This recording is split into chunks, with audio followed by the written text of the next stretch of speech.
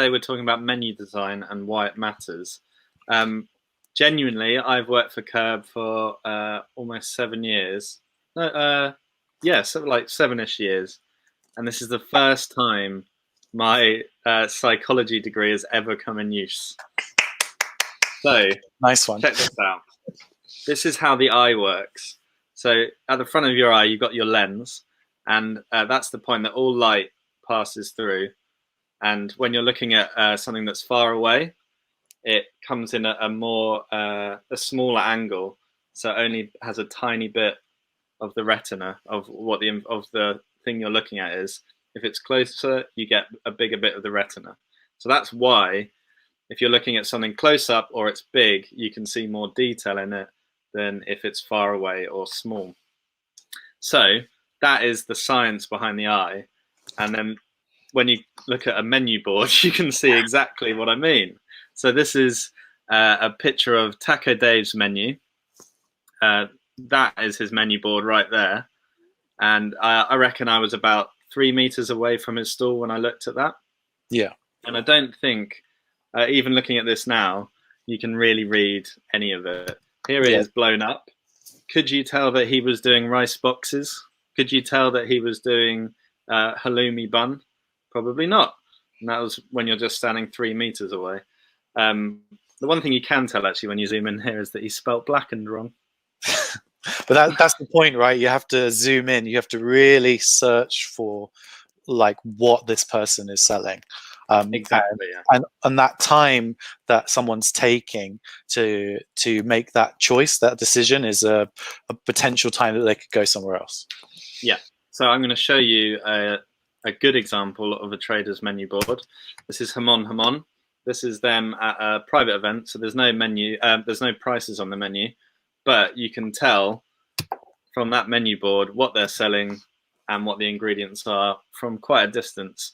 And when you put them next to each other, you can see it's night and day between how clear Hamon Hamon's menu is and how hard it is to read Taco Dave's. I will say that picture of Taco Dave's menu was taken back in 2017, so he has got a lot better since then. Yeah, it's definitely better. I don't think he'll be too upset about me totally abusing him on this. But that's one of the things, isn't it? Like people are always developing their menus, and until you physically put it onto something, you don't realize that something is too small, or you don't kind of realize how something needs to stand out to get people's attention. Exactly. Yeah. So I'm just going to show you a clip by Tucker Burger of some of the kind of customers that you get when you're trading at a market and how they interact with your menu. Cheeseburgers, chips. Okay. What do you got? Oh, yes. Yes, that looks good. Oh my god. Please stop looking at me.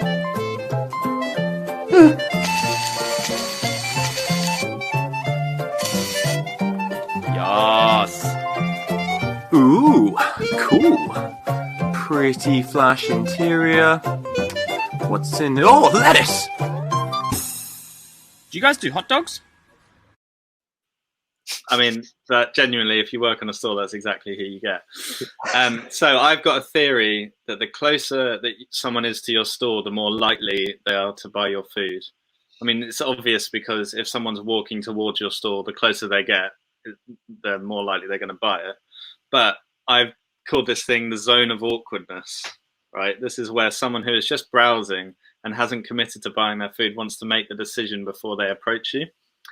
So Taco Dave, once you start talking to him, he knows he'll be able to sell you a bit of food just because he's a very engaging personality and he can talk up the food. But customers are awkward, especially British customers. British customers are particularly awkward. Some will come up, talk to you, ask you questions, and then be happy to be like, actually, I'm all right, thanks. But on the whole, once you start talking to someone, they're going to want to buy the food because they don't want that awkwardness of you telling them what you're selling, what your business is, and you going like, actually, I don't want that at all. I don't value that at all, and then walking off. So people want to know what you're selling and how much it is from a distance because of this zone of awkwardness. So I think if you've got poor signage, it's less likely that someone far away will come and buy your food. But if you have good signage, that goes up. So it still increases as you're going along, but it's more likely that they'll buy food if you've got good signage.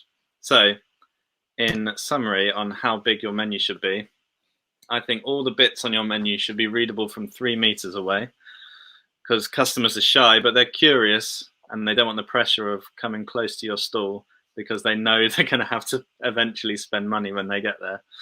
And the further people are likely to stand away your stall, the bigger the menu should be. So if you're at a festival, it's very different to being at a lunch market. Say you're at West India Quay with us, people are probably maximum about 5 meters away from your stall.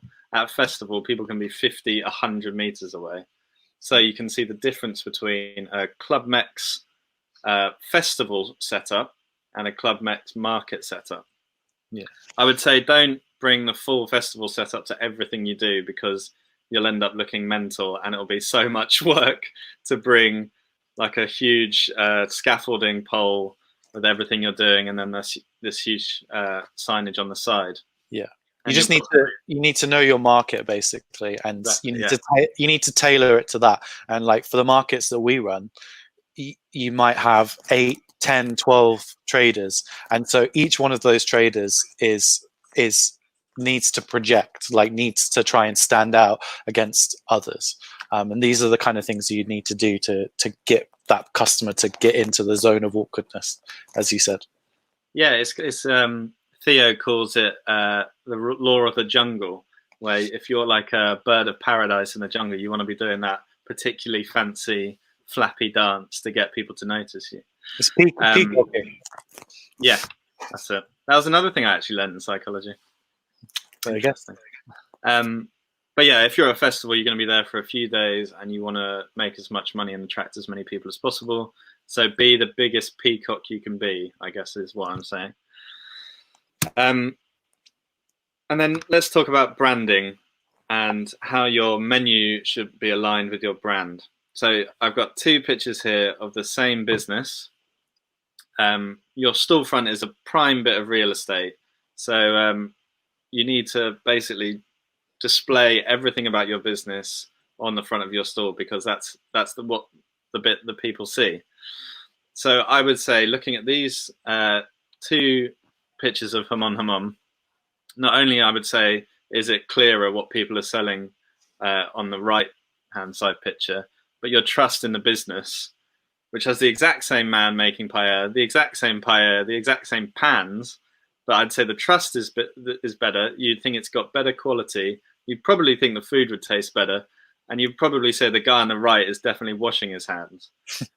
The guy on the left was washing his hands at the time, but you don't know that. But you're certain the guy on the right is. Yeah. So make sure that you've got if you've got a quality food and a quality product, align that with what the store looks like. And I think those 2 things, like trust and kind of authenticity, were important, like, you know, forever in terms of street food over the last 10 years, because of the like reputation of what street food has in terms of hygiene and things like that, but which is completely wrong. But also, as markets and stuff start opening, it's a really important easy way to assure people that like what you're doing is the real thing, and make people like take that final step towards buying your product. Like, it's something I can trust. Exactly, yeah. Now we're going to talk about pricing. So there are kind of 2 schools of thought, where some people think that if you make your price a little bit smaller, you could get people to be like hooked on the product because they like the sound of it, and then you could be like, oh, it's £10, and they're like, oh, well, I've already decided to have it, so I'm happy to spend £10. And then the other one is just massively displaying the price and making it very clear what it is, and making the customers know exactly how much they're getting in for. I would say 100% do the show your prices thing. Make it clear, very clear, like how much money someone's going to be paying for whatever you're selling. Because there's nothing worse than, they call it sticker shock, when you're in a shop and you take whatever you want to the counter, and then they go like, "Oh, it's £250," and you thought it was going to be £100, and you're like, "Whoa, not ready for that." And the same thing applies with street food as well. So this is a picture of Hawksmoor's menu. Bear in mind, this is an expensive steak restaurant, and I don't have the data for this. I assume this is true. I reckon 75% of their sales are probably those fixed price steaks. And then the scary steaks that you have no real concept, even if they give you like the grammage of each steak, you're not going to get your phone out, and get a calculator out and work out exactly how much it is. You just want to know exactly how much you're going to be on the hook for and what you're getting from it. So definitely show your prices is what I'm saying. Yeah, and I think it comes back to, in terms of like branding your stall as well. The better your stall looks, the better your menu looks, the more assured that a customer can trust in the food and feel like that is a worthy price for that food. Like you're selling more of an experience when you brand the whole stall and the menu better. Exactly, yeah. Simplicity. So I would say one of the first things that new traders do is they put a ton of things on their menu, because they might be trying different things out, which is totally fine. You can do that, but they haven't worked out how to sell to people really, and they think that providing tons of different options of what you could do, from like you could have a dish in a bun, you could have a dish in a wrap, you could have it on rice, you could have it on chips, you could have it as a salad box. People don't want that, honestly. I know it sounds like a good idea to cater for everyone's taste, but they want simplicity and they want you to do the decision making for you. So I would say some of our best traders are the people who sell 2 or 3 dishes, and they make it incredibly simple. You don't have to like massively change the dish, customize it for loads of different ways. There are some traders who do like custom bowls. Say it's like a poke trader. And actually, I think it's probably tougher for someone to order that because they don't know what the best one is. You do. Yeah. You've been making it. You're the expert, you know. Yeah, exactly. And that's the idea. Is like you're an expert in this dish or this series of dishes, and that's why someone is trusting you. That's why someone's gonna, like, who's never tried your food before, is gonna go, they look like the expert on X. I'm gonna spend that £10-12. Yeah, it's called buyer's remorse.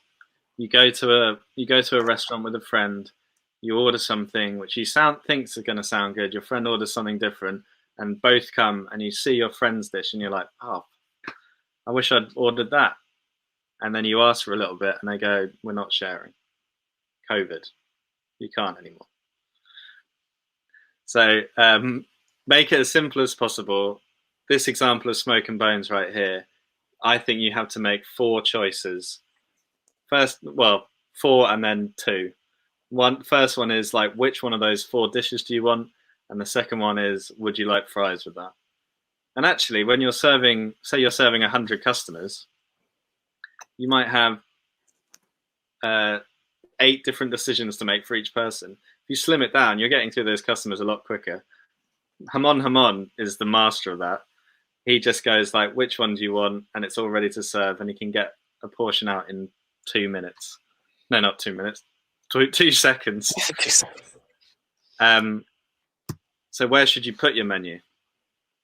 Really simple, up high and to one side. If you're feeling adventurous, you can just put it up high like Oli Barbas has here. But it just makes so much sense. Make it so people can see. People don't get in the way of it. Here's an example of someone who I used to work for when this menu board came out. On the left, you can see the menu perfect. If Hugo moves slightly to the left or Hugo's twin joins him, you can't see a thing. So how do you know what they're selling? That's maybe why he added the big burritos sign at the top to know what they're selling. And then another thing is, a lot of people are very keen to put loads of information on their board, loads of stuff about how their business is run, where they source their meat from, like exactly how it was produced, all that kind of stuff. And this is probably not the best thing to say, but a lot of people don't care. A lot of people just want to get food and get out and go home. But there are people who do care, and you care. So put it up there, because it's an amazing place to brand your business and tell people about the deeper things about your business. Yeah. Here's an example from Lily from Steakhouse. She's talking about why in this time of sustainability, of focus on sustainability, can you be selling beef when people should probably be pivoting to doing vegan or vegetarian dishes? Yeah. But she's given a really good explanation, and then the person who's actually engaging with that will be like, oh great, well I'm happy to come back there. And you'll probably get people to be regulars with you more likely, because they understand a bit more of the context of your whole business. But stick it on a separate board. Yeah. And I think it depends on what your business is, like what the specifics of and what there might be something different that you need to just describe to people. So for someone like Lily, it's the kind of ethical idea of still eating meat. Whereas for someone like Hop and Roll, who was on our incubator program recently, if someone didn't know what a hopper was, she'd have to explain it and then explain that there were 5 or 6 elements to that dish. But what she did was got a really nice illustration that was right near the menu. A, it looked really good, but B, very quickly, someone in the queue could actually look at it and understand exactly what it is, and then make a choice very quickly on what it was. Yeah, great example. Another good Yum Bun do the exact same thing with the fillings of their bows. Great example. And then you can talk about other information that you might want to put on your stall. You also do private events, you take card, you have a website, you can do social media, you might have a hashtag. You want people to order and collect from different places. You might have a slogan. Don't know what that would be. And obviously you need to be displaying that you know about allergens. But it's free real estate, so do whatever you want with it, because it's your stall. Work out where the best place to put stuff is. Make it so people can see, and constantly change it. Come up with a brand that's consistent, but constantly experiment where you're putting your different things, because I would say no one nails it from the start and then continues to do that from day one until now. Yeah. Actually, Lily from Steakhouse, fair play to her. She's kept the same frontage almost from the start, but she nailed it from the start. Yeah, it's constant improvement. And, Exactly. you know, you've got to start with something. And even if that is starting with something that's like a chalkboard, because you haven't decided exactly what you want to do with your menu, just work on making that as quick and clear and concise, and then just go from there. Yeah. And so, in summary, make it big, make it simple, make it beautiful, put it up high, be clear with your pricing, and you can also use it to tell your customers about your business. Great. And that is how to design a menu board, hopefully. It's amazing. It's genuinely one of the things I get excited most about when we have traders on our markets, especially new traders who are working to that point. And then when they get that new menu, and all of a sudden you see so many more people going to that stall and like asking about the food and ordering the food, and then it just becomes like touching so many other points of the business. Like, oh man, so many more people are coming to eat our food now. Now we need to improve this bit. Now we need to change that bit. Now we need to do this, blah, blah, blah. A good menu shows the potential of your business.